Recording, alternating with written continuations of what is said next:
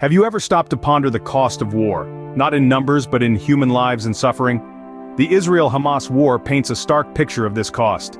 Gaza is in the throes of a severe humanitarian crisis, while international pressure mounts for an end to the conflict. Protests are erupting worldwide, each voice a plea for peace. Yet 100 days into the conflict, the devastation continues unabated. But how did we get here? The spark that lit this fire was a deadly attack by Hamas. The repercussions of this act of aggression have since spiraled, creating a timeline of turmoil that has left the world in a state of shock.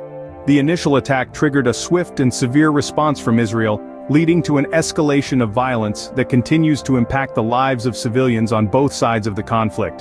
The war has seen its share of monumental moments, all of which have left indelible marks on the landscape of this conflict. One such moment was when Israeli airstrikes reduced a high-rise building in Gaza City to rubble. In retaliation, Hamas launched rocket attacks on the Tel Aviv metro area, further escalating the violence. But the conflict doesn't stop at the borders of Israel and Palestine.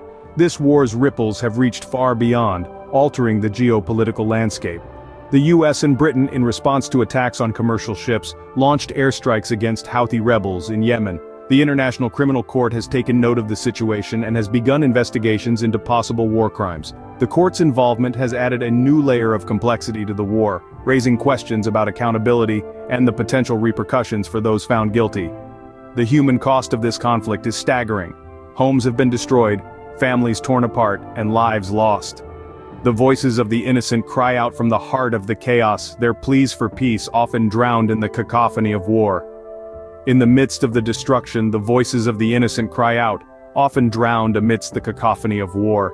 In a world where information is power, staying informed is not just a right but a duty.